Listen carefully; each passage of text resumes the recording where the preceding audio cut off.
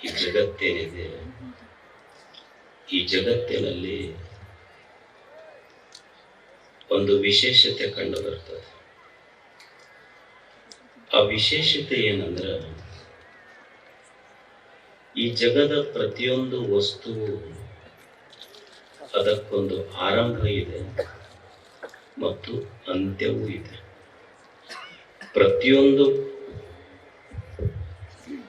ಪ್ರತಿಯೊಂದು ವಸ್ತುವಿಗೂ ಆರಂಭ ಇದೆ, ಅಂತ್ಯವೂ ಇದೆ. ಯಾವುದು ಆರಂಭವಿದೆಯೋ, ಯಾವುದಕ್ಕೆ ಪ್ರಾರಂಭವಿದೆಯೋ ಅದಕ್ಕೂ ಅಂತ್ಯವೂ ಇದೆ. ಈ ಆರಂಭ ಮತ್ತು ಅಂತ್ಯ ಇವುಗಳ ಮಧ್ಯದಲ್ಲಿ ಬದುಕು. ಹುಟ್ಟು ಆರಂಭ ಆದರೆ ಸಾವು ಅಂತ್ಯ. ಇವೆರಡರ ಮಧ್ಯದಲ್ಲಿ ಮನುಷ್ಯನ ಬದುಕಿದೆ. ಯಾವ ವಸ್ತು ಈ ಜಗತ್ತಿನಲ್ಲಿ ಒಂದು 5 ನಿಮಿಷ, ಯಾವ ವಸ್ತುವಿಗೆ ಆರಂಭ ಅಂತ್ಯಗಳಿಲ್ಲ ಹೇಳಿ? ಕಣ್ಣಿಗೆ ಕಾಣುವ ಪ್ರತಿಯೊಂದು ವಸ್ತು ಯಾವುದು ಇದೆಯೋ, ತೋರಿದೆಯೋ, ಒಂದು ದಿವಸ ಅಂತ್ಯವಾಗಲೇಬೇಕು. ಈ ಒಂದು ಹೂವು ಇದೆ, ಬೆಳಿಗ್ಗೆ ಎದ್ದಾಗ ಅರಳಿದೆ, ಸಾಯಂಕಾಲ ಆದ ಕೂಡಲೇ ಬಾಡ್ತದೆ.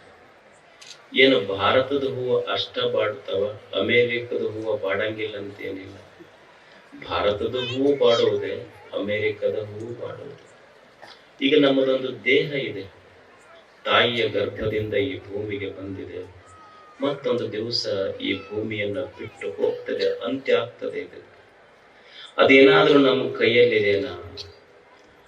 ನನಗೆ ವಯಸ್ಸಾಗಬಾರ್ದಪ್ಪ ಅಂತ ಅನ್ಕೊಂಡ್ರು ನಮ್ ಯಾರ ಇಚ್ಛೆ ಅದ ಹೇಳಿ?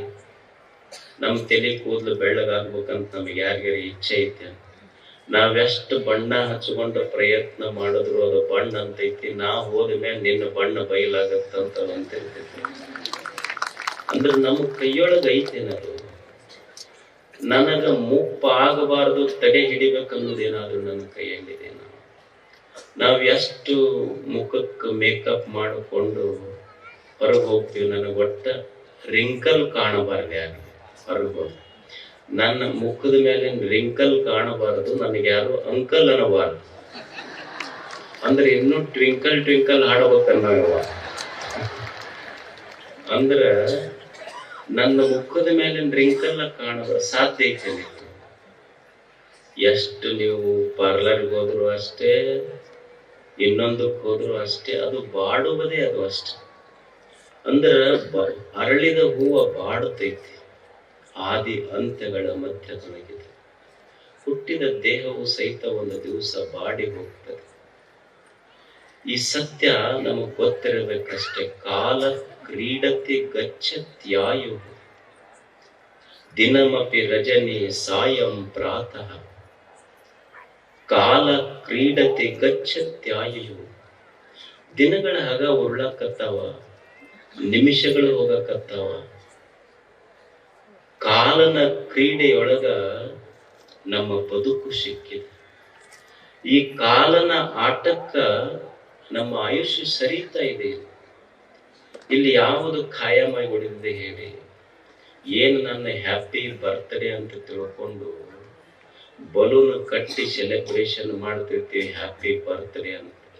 ಕಟ್ಟಿದ ಬಲೂನನ್ನ ಹೇಳ್ತಿರ್ತಿದ್ದ, ಅವನು ಹುಟ್ಟು ಹಬ್ಬದ ದಿವಸನ ಹೇಳ್ತಿದ್ದ. ಈಗ ನಾ ಯಾವಾಗ ಟಬ್ ಅಂತೀನಿ ಗೊತ್ತಿಲ್ಲ, ನೀನು ಯಾವಾಗ ಟಬ್.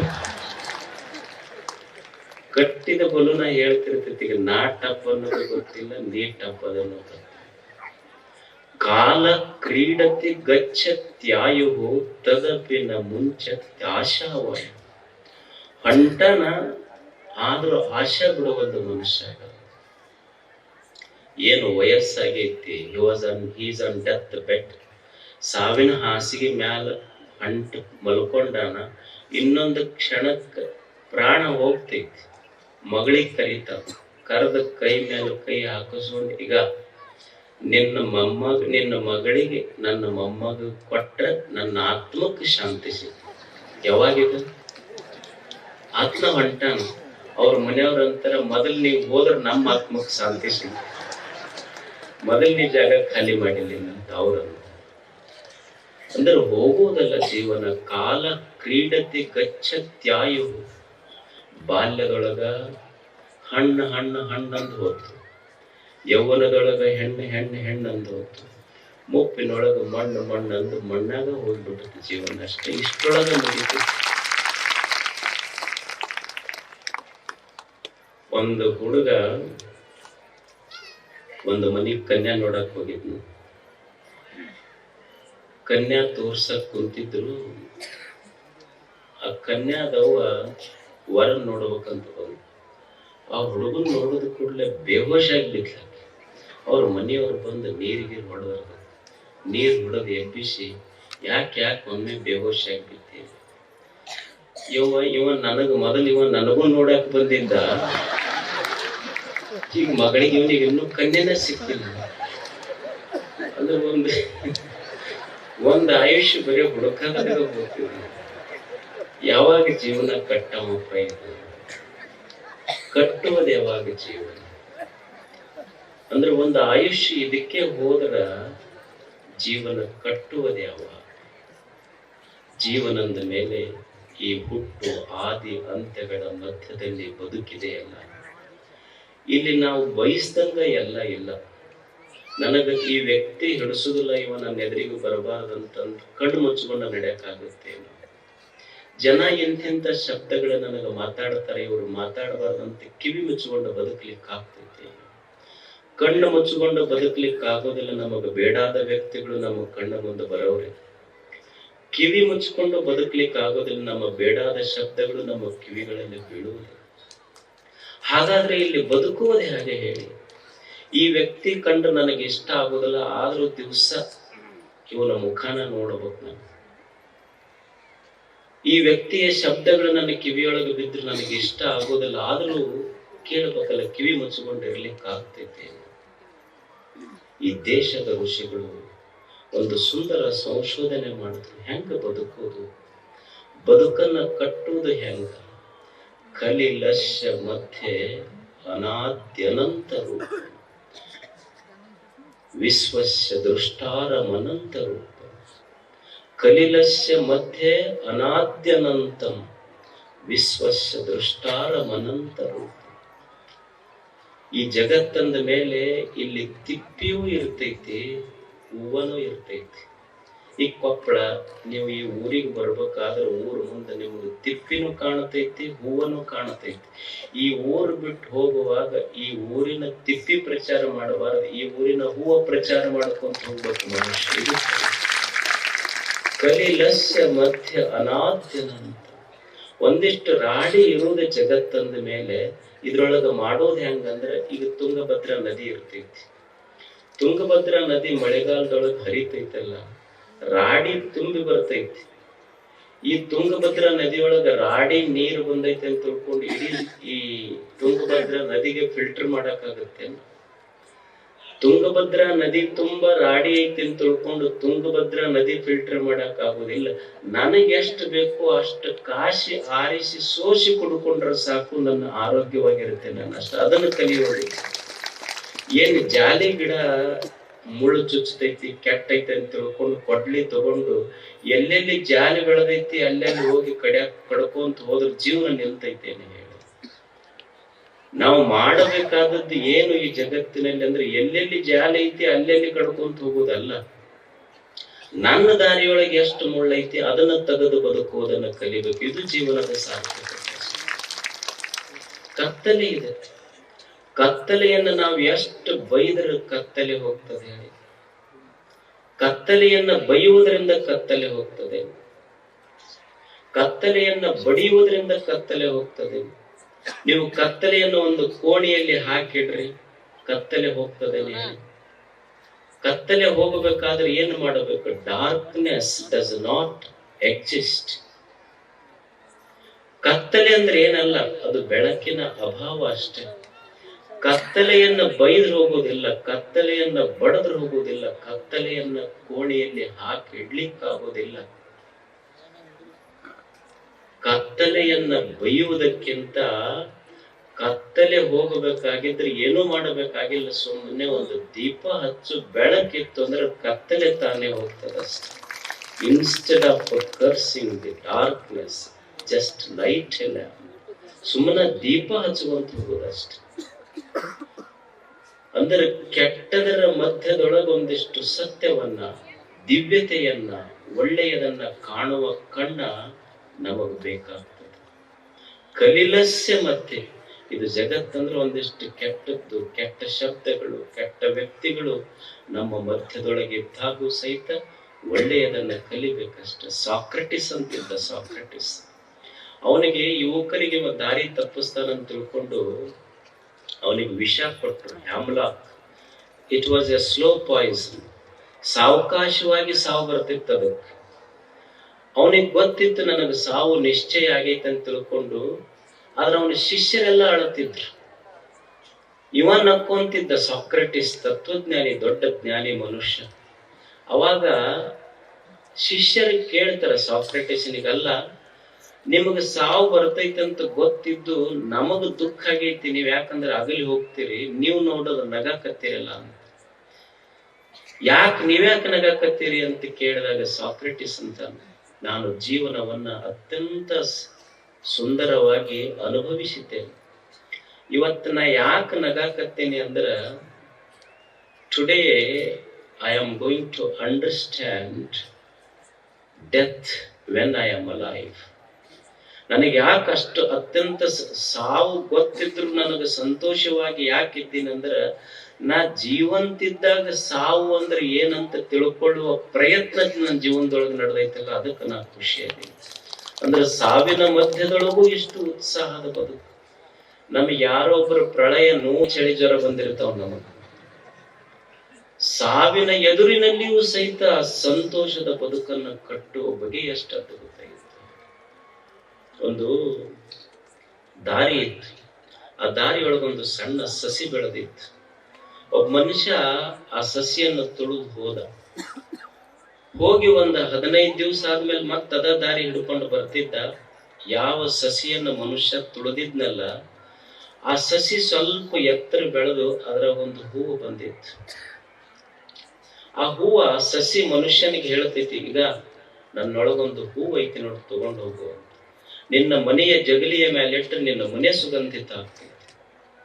ಭೂಮಿ ತಾಯಿ ಆ ಸಸಿಗಂತಳ, ಅಲ್ಲ ಮೊನ್ನೆರೆ ನೀ ಇಷ್ಟ ಬೆಳೆದಿದ್ದಿ, ನಿನಗೆ ಒಂದು ತುಳಿದು ಹೋಗ್ಯಾನ, ಇವನಿಗೆ ತುಳಿದವನಿಗೆ ಹೂವ ಕೊಡಕತ್ತಿಯಲ್ಲ ನೀನು.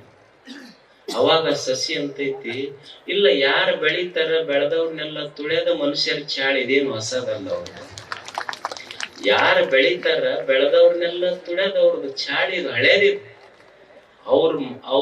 ಅವ್ರ ಕಾಲ, ಅವ್ರ ಜಾತಿನ ಹಂಗೈತದ. ಅವಾಗ ಭೂಮಿ ಅಂತಾಳಲ್ಲ, ಅಷ್ಟು ತುಳಿದವ್ರಿಗೆ ಯಾಕೆ ನೀನು ಹೂವ ಕೊಡಕತ್ತಿ? ಅವಾಗ ಸಸಿ ಅಂತ, ಭೂಮಿ ತಾಯಿ, ತುಳಿದವ್ರನ್ನೆಲ್ಲ ತಲೆಯಾಗಿ ಇಟ್ಟುಕೊಂಡಿದ್ರೆ ನನ್ನ ಹೃದಯದೊಳಗಿಂದ ಹೂವ ಹೆಂಗ ಅರಳತ್ತಿತ್ತು ಹೇಳೋ ಸಾಧ್ಯ ಇರ್ತದೆ. ಹಾಗೆ ಏನು ಕೆಟ್ಟದ್ದದ ಅದನ್ನು ಸ್ವಲ್ಪ ಮರೆತು ಒಂದು ಸುಂದರವಾದ ಬದುಕನ್ನ ಕಟ್ಟಿಕೊಂಡ ಬದುಕೋದು ಮನುಷ್ಯ. ಈಗ ನಿಮ್ ಮನೆ ಹಿತ್ತಲ್ದಾಗ ಒಂದು ತೆಂಗಿನ ಗಿಡ ಹಚ್ಚಿರ್ತೀರಿ. ನೀ ತೆಂಗಿನ ಗಿಡಕ್ಕೆ ಏನು ಸಕ್ಕರೆ ನೀರ್ ಹಾಕಿರ್ತೀರಿ ಏನದಕ್ಕೆ? ಏನೂ ಇಲ್ಲ. ಆಶ್ಚರ್ಯ ಏನು ಅಂದ್ರ, ನೀವು ಜಳಕ ಮಾಡಿದ ರಾಡಿ ನೀರು ಕುಡಿದ ತೆಂಗಿನ ಗಿಡ ನಿಮಗ ಕೊಟ್ಟಿದ್ದು, ನೀವು ಕೊಟ್ಟಿದ್ದು ರಾಡಿ ನೀರ, ತೆಂಗಿನ ಗಿಡ ನಿಮಗೂ ಕೊಟ್ಟಿದ್ದು ತಿಳಿ ನೀರ. ಇದು ಚಲೋ ಜೀವನ ಕಟ್ಕೊಳ್ಳೋದು ಹೆಂಗ? ಕಲಿಲಸ್ಯ ಮಧ್ಯೆ. ಒಂದು ಕೆಟ್ಟದರ ಮಧ್ಯದೊಳಗೂ ಸಹಿತ ಮನುಷ್ಯ ಒಳ್ಳೆಯದನ್ನ ಕಟ್ಕೊಳ್ಳೋದು ಕಲಿಬೇಕು. ಮಸ್ತ್ ಇರ್ಬೇಕು ಮನುಷ್ಯ. ಜೀವನದ ಮೇಲೆ ಮಸ್ತ್ ಬದುಕೋದು, ಸ್ವಚ್ಛ ಬದುಕೋದು, ಸ್ವಸ್ಥ ಬದುಕೋದು, ಮಸ್ತ್ ಬದುಕೋದು. ಇವು ಮೂರು ನೆನಪಿಟ್ಟುಕೊಂಡವ್ರು. ಹೆಂಗ ಬದುಕೋದು? ಸ್ವಚ್ಛ ಬದುಕೋದು. ಮೊದಲು ದಿವಸ ಜಳಕ ಮಾಡ್ಬೇಕು, ತಿಂಗಳಿಗೊಮ್ಮೆ ಮಾಡೋದಲ್ಲ. ಸ್ವಚ್ಛ ಬದುಕೋದು, ಸ್ವಸ್ಥ ಬದುಕೋದು. ಸ್ವಸ್ಥ ಅಂದ್ರೆ ಆರೋಗ್ಯ. ಖಾದರವ್ರು ಮಾತಾಡಿದ್ರಲ್ಲ, ಸ್ವಸ್ಥ ಬದುಕೋದು, ಮಸ್ತ್ ಬದುಕೋದು, ಮತ್ತು ಸುಸ್ತಾಗಿ ಬದುಕೋದಲ್ಲ ಹೇಳೋದು. ಸ್ವಚ್ಛ ಬದುಕಬೇಕು. ನಮ್ಮ ಊರು ಸ್ವಚ್ಛ ಇರಬೇಕು, ನಮ್ಮ ಮೈ ಸ್ವಚ್ಛ ಇರಬೇಕು, ನಮ್ಮ ಮನಸ್ಸು ಸ್ವಚ್ಛ ಇರಬೇಕು. ಸ್ವಚ್ಛತೆಯ ಮಧ್ಯದೊಳಗೆ ಬದುಕಬೇಕು.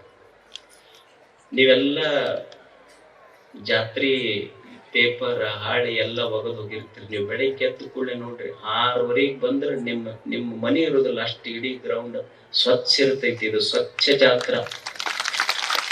ಸ್ವಚ್ಛತೆಯನ್ನು ಕಲಿಯುವುದಷ್ಟೇ, ಸ್ವಚ್ಛವಾಗಿರ್ಬೇಕು. ಏನು ಗವಿಸಿದ್ದಪ್ಪಜ್ಜನ ಗುಡಿ ಮೇಲ, ಗವಿಸಿದ್ದಪ್ಪಜ್ಜನ ಗೋಪುರಕ್ಕ ಬಂಗಾರದ ಕಳಸ ಕೊಡಿಸ್ದವಂದ ಬಹಳ ದೊಡ್ಡ ಭಕ್ತಿ ಅಂತಲ್ಲ. ದಾಸೋಹದೊಳಗ ಉಂಡವನು ಮುಸುರಿ ಬಳದ ಸ್ವಚ್ಛ ಮಾಡಿದವನ ಭಕ್ತಿ ಅದಕ್ಕಿಂತ ದೊಡ್ಡ. ಬಿದ್ದ ಪೇಪರ್ ತೆಗೆದ ಆರಿಸದ ಡಸ್ಟ್ ಬಿನ್ನಿಗೆ ಹಾಕದವನ ಭಕ್ತಿ ಅದಕ್ಕಿಂತಲೂ ದೊಡ್ಡ. ಸ್ವಚ್ಛ ಇರ್ಬೇಕು ಮನುಷ್ಯ. ಸ್ವಚ್ಛತೆ ಜೀವನದಲ್ಲಿ ಬಹಳ ಮುಖ್ಯ. ಸ್ವಸ್ಥ ಇರ್ಬೇಕು. ಆರೋಗ್ಯದ ಬಗ್ಗೆ ನೀವು ಕೇಳಿದ್ರಿ. ಯಾರು ಶ್ರೀಮಂತರು ಅಂದ್ರ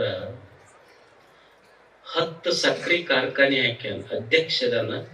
ಬೆಳಿಗ್ಗೆ ಎದ್ದು ಕೂಡ್ಲೇನೆ ಬರೇ ಹಾಗಲಕಾಯಿ ರಸ ಕುಡಿಬೇಕು. 10 ಶುಗರ್ ಫ್ಯಾಕ್ಟ್ರಿ ಮಾಲೀಕ. ಶುಗರ್ ಐತಿ, ಏನು ಮಾಡ, ಅವ ಶ್ರೀಮಂತ ಅಲ್ಲ. ಏನು ಮನ್ಯಾಗ ನೋಟಿನ ಪೆಂಡಿನೇ ಹೊಟ್ಟೆ, ಮನ್ಯಾಗ ಟ್ರೆಜರಿ ಒಳಗ ನೋಟಿನ ಕಟ್ಟಿದ್ದವ ಶ್ರೀಮಂತ ಅಲ್ಲ. ದುಡ್ಯಾಕ ಕೈಕಾಲು ಗಟ್ಟಿದ್ದವ್ರ ನಿಜವಾದ ಶ್ರೀಮಂತ. ಆರೋಗ್ಯ ಚಲೋ ಇರ್ಬೇಕು, ಸ್ವಚ್ಛ ಇರ್ಬೇಕು, ಸ್ವಸ್ಥ ಇರ್ಬೇಕು, ಮಸ್ತ್ ಇರ್ಬೇಕು. ಮತ್ತು ಏನು ಸಂಸಾರ ಅಂದ ಮೇಲೆ ಸ್ವಲ್ಪ ಹೆಚ್ಚ ಕಡಿಮೆ ಆಗೋದು. ಇದಕ್ಕೆ ಜೀವನ್ಮುಕ್ತ ಅವಸ್ಥೆ ಅಂತಾರೆ. ಏನು ಅಂದ್ರೆ ನಿನ್ನೇನಾಯ್ತು ಆತು, ನಿನ್ನೆ ಕಳೆದು ಹೋಗೈತಿ. Past is dead. ನಿನ್ನೆ ಅನ್ನೋದು ಘಟಿಸಿಬಿಟ್ಟೈತಿ. ನಾವು ಹಿಂದಿಂದ ಬಹಳ ನೆನಪಿಸ್ಕೊಂಡು ತಲೆ ಕಡಿಸ್ಕೊಂತೀವಿ. ಬರಲಿರದ ನಾಳೆಗಾಗಿ ಕಲ್ಪಿಸ್ಕೊಂಡು ದುಃಖ ಪಡ್ತೀವಿ, ಭಯ ಪಡ್ತೀವಿ. ಕಳೆದು ಹೋದ ನಿನ್ನೆಯನ್ನ ಮರಿಬೇಕು.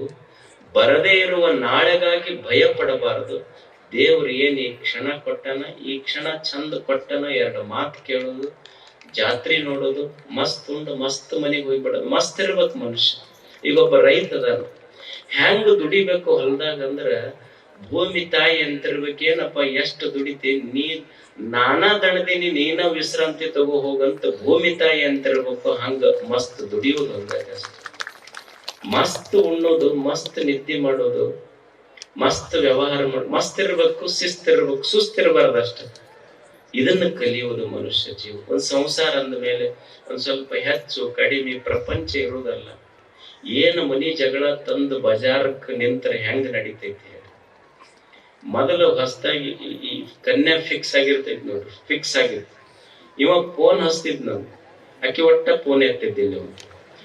ಫೋನ್ ಎತ್ತಲಾರದಕ್ಕೆ ಜಗಳ ಆಡ್ತಿದ್ನಂತ. ನೀವ್ ಮಾತಾಡೋದ ಇಲ್ಲ ನನ್ ಕೂಡ, ನೀವ್ ಮಾತಾಡೋದ ಇಲ್ಲ ನನ್ ಕೂಡ.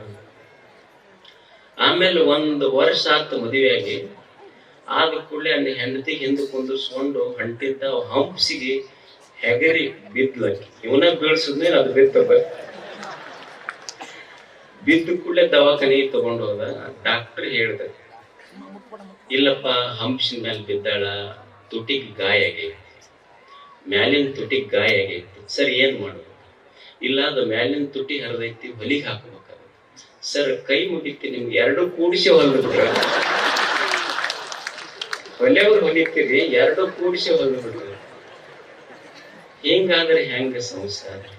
ಒಂದು ಹೆಚ್ಚ ಕಡಿಮೆ ಇದರ ಮಧ್ಯದೊಳಗನೆ ಇದು ಇರೋದ, ಇದು ಮುಗಿಯೋದಲ್ಲಿ.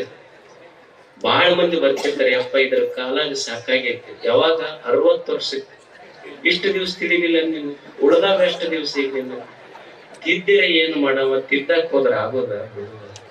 ಎಷ್ಟು ದಿವ್ಸ ಕೊಟ್ಟನ ಅಷ್ಟು ಚಂದ ಶಿಸ್ತಾಗಿ ಬದುಕಿ ಹೋಗಿಬಿಡೋದು. ಒಂದು ಜಾತ್ರೆ ಆಗ್ತೈತೆ ಅಷ್ಟೇ. ಜಾತ್ರೆ ಅಂದ್ರೆ ವರ್ಷಕ್ಕೊಮ್ಮೆ ಬರೋದಲ್ಲ, ಪ್ರತಿನಿತ್ಯವೂ ನಿತ್ಯೋತ್ಸವ ಆಗಬೇಕು. ಅದು ಜೀವನದ ಜಾತ್ರೆ. ಹಾಗೆ ಅಂತ ಒಂದು ಸುಂದರ ಬದುಕನ್ನ ಕಟ್ಟಿಕೊಳ್ಳುವುದಕ್ಕಾಗಿನೇ ಇಲ್ಲಿ ಹಲವು ಜನ ಯತಿಗಳು, ವಿದ್ವಾಂಸರು, ಕಲಾವಿದರು ಎಲ್ಲೆಲ್ಲಿಯವರು ಬಂದಾರ ನೋಡ್ರಿ. ನಿಮಗೆಲ್ಲ ಭೇಟಿ ಆಗ್ಲಿಕ್ಕ ನಿಮ್ಮನ್ನ ನೋಡ್ಬೇಕು ಅನಿಸ್ತೈತೆ ಅವ್ರಿಗೆ. ಯಾಕಂದ್ರ ಇಷ್ಟು ಚಲೋ ಜನ, ಇಷ್ಟು ಲಕ್ಷ ಮಂದಿ ಕೂಡಿರಪ್ಪ. ನಿನ್ನೆ 8 ರಿಂದ 10 ಲಕ್ಷ ಮಂದಿ ಕೂಡ್ಯಾರಂತ. ಓಣ್ಯಾಗ 2 ಕಟ್ಟಿ ಮೇಲೆ ಕುಂತ್ರ ಹೊಡೆಪೆಟ್ಟಾಕೈತಿ. ಇಲ್ಲಿ 10 ಲಕ್ಷ ಮಂದಿ ಸೇರಿದ್ರು ಎಷ್ಟು ಶಾಂತ ಕುಂತಿರಲ್ಲ. ಇದು ನಿಜವಾದ ಭಾರತ. ಇದೆ ನಿಮಗೆ ಇಷ್ಟು ಹೊಗಳ್ಕೊಂತಿದ್ರು ಸುಮ್ಮನೆ ಅವ್ರನ್ನ. ಬಸವಣ್ಣವ್ರಂತ ಇಷ್ಟು ಹೊತ್ತಾದರೂ ನೀವು ನೋಡಿ ಅಜ್ಜನ ಎರಡು ಮಾತು ಕೇಳಬೇಕಂತ ಕುಂತಿರಲ್ಲ. ಒಬ್ಬ ಸನ್ಯಾಸಿಗೆ, ಒಬ್ಬ ಸ್ವಾಮಿಗೆ ಇದಕ್ಕಿಂತ ದೊಡ್ಡ ಶ್ರೇಯಸ್ಸೇ ಯಾವುದು? ಒಂದು ಮಠ ಯಾವಾಗ ದೊಡ್ಡದಾಗ್ತೈತಿ, ಆ ಮಠಕ್ಕೆ ನೂರಾರು ಶಾಲೆ ಕಾಲೇಜುಗಳಿದ್ರ ಮಠ ದೊಡ್ಡದಾಗುದಿಲ್ಲ. ಆ ಮಠಕ್ಕೆ ನೂರಾರು ಎಕರೆ ಜಮೀನಿದ್ರ ಆ ಮಠ ದೊಡ್ಡದಾಗುದಿಲ್ಲ. ಆ ಮಠದೊಳಗ ಬಂಗಾರ ಬೆಳ್ಳಿ ಸಂಪತ್ತಿದ್ರ ಆ ಮಠ ದೊಡ್ಡದಾಗುದಿಲ್ಲ.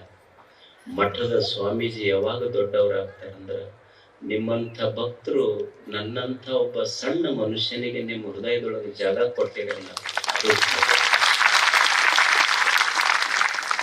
ಇದೆಲ್ಲ ನಿಮ್ಮ ಪ್ರೇರಣೆಯಿಂದ ನಡೆದಿತ್ತು. ಇಷ್ಟು ಜನ ಇಷ್ಟು ಹೊತ್ತಾದರೂ ಶಾಂತ ರೀತಿಯಿಂದ ಮನಿ ಮರೆತು ಕುಂತೀರಿ. ನೀವು ಹೋಗಬೇಕಂತ ಲಕ್ಷ್ಯ ಬರುವಂತ ಮನಿ ಮರೆತಿಲ್ಲಿ ಕುಂತೀರಿ ನೀವು. ಈಗ ಎಲೆಕ್ಷನ್ ಬರ್ತಾವ ನೋಡ್ರಿ, ಹಿಂಗ ಏನ್ರ ಕೊಡಕ್ ಸಾಧ್ಯ ಐತೆ? ನೀವ್ ಹೆಂಗ್ ಕುಂತೀರಿ ನೋಡ್ರಿ. ಯಾಕಂದ್ರ ನೀವು ತಂದವ್ರಲ್ಲ, ಇಲ್ಲಿ ಭಕ್ತಿಯಿಂದ ಬಂದವ್ರು ಅದಕ್ ಕುಂತೀರ. ಅವ್ರು ತಂದವ್ರಲ್ಲ, ನೀವು ಭಕ್ತಿಯಿಂದ ಬಂದಿದ್ದಕ್ಕಾಗಿ ಇದು ನಡೆದಿದೆ. ಶರಣರಂತ, ಬಸವಣ್ಣವ್ರಂತ ದೇವರೆಲ್ಲ ನಾನು ಮಾಡುವ ನೀಡುವ ಭಕ್ತನ ಕಂಡಡೆ ನಿಧಿ ನಿಧಾನವ ಕಂಡಂತ. ಏನು ದೇವರು ದೇವರು ಅಂದ್ರ ಬರೇ ಗುಡಿಯೊಳಗದಾನಂತಲ್ಲ. ಏನು ದುಡ್ದಾನ ಸಮಾಜಕ್ಕಾಗಿ ದುಡಿಯುವುದು, ದುಡಿದಿದ್ರೊಳಗೊಂದಿಷ್ಟು ಸಮಾಜಕ್ಕೆ ಹಂಚಿ ಸಂತೋಷ ಪಡುವ ಮನುಷ್ಯನ ಹೃದಯದೊಳಗ ದೇವರದಾನ. ಅವನ ಮುಖ ನೋಡಿದ್ರೆ ಸಾಕು, ಕೂಡಲ ಸಂಗಮನನ್ನ ನೋಡಿದಷ್ಟು ಸಂತೋಷ. ಹೀಗೆ ಬದುಕುವ ಅಂಥ ಜನ ಇಲ್ಲೆಲ್ಲ ಇದ್ದಾರೆ. ನಿಮ್ಮ ಪ್ರೇರಣೆಯಿಂದ ಈ ಜಾತ್ರೆ ಇಷ್ಟು ದೊಡ್ಡದಾಗಿ ಬೆಳೀತಿದೆ. ಸದಾ ಬೆಳಿಬೇಕು. ನನಗೆ ಜಾತ್ರೆ ಅಂದ್ರೆ ಏನೂ ಇಲ್ಲ. ನೀವು ಸಂತೋಷ ಪಟ್ರಿ ಅಂದ್ರೆ ಅದೇ ಜಾತ್ರೆ. ನಮಗೇನ್ ತೇರೆಳೆಯೋದು ಮುಖ್ಯ ಅಲ್ಲ, ನಿಮಗೆ ಜಾತ್ರೆ ಅದು ಅಷ್ಟೇ. ನೀವು ಸಂತೋಷವಾಗಿ ಜಾತ್ರೆ ಮಾಡೋದು, ಆನಂದವಾಗಿ ಉಣ್ಣೋದು, ಆನಂದವಾಗಿದ್ರಿ ಅಂದ್ರೆ ನಿಮಗ್ ಒಂದ ತೇರು ಅಷ್ಟೇ. ನೀವು ಸಂತೋಷವಾಗಿದ್ರಿ ಅಂದ್ರೆ ನಿಮ್ಮ ಮುಖದೊಳಗೆ ಲಕ್ಷ ಲಕ್ಷ ತೇರುಗಳು ನನಗೆ ಕಾಣುತ್ತವ ಅಷ್ಟೇ. ನಿಮ್ಮ ಸಂತೋಷವೇ ಜಾತ್ರೆ. ಗವಿಸಿದ್ಧನಲ್ಲಿ ನನ್ನ ಪ್ರಾರ್ಥನೆ, ಈ ನಾಡಿನ ಭಕ್ತರೆಲ್ಲ ಸುಖಿಗಳಾಗಲಿ, ಅವರು ಸಂತೋಷವಾಗಿರಲಿ. ಆ ದಿವ್ಯ ಶಕ್ತಿ ಗವಿಸಿದ್ಧ ಅವರಿಗೆಲ್ಲ ಅನುಗ್ರಹಿಸಲಿ ಅಂತ ಹಾರೈಸಿ ನಮ್ಮ ಮಾತುಗಳನ್ನು ಮುಗಿಸ್ತೀನಿ. ಅದೊಂದು ನೋಡ್ತೀರೇನು? ಅದು ಒಂದು ನೋಡಿ ಮೆಲ್ಲಕ್ ಹೋಗ್ರಿ. ಪ್ರಸಾದಕ್ಕೆ ಅವಸರ ಮಾಡ್ಬೇಡ್ರಿ.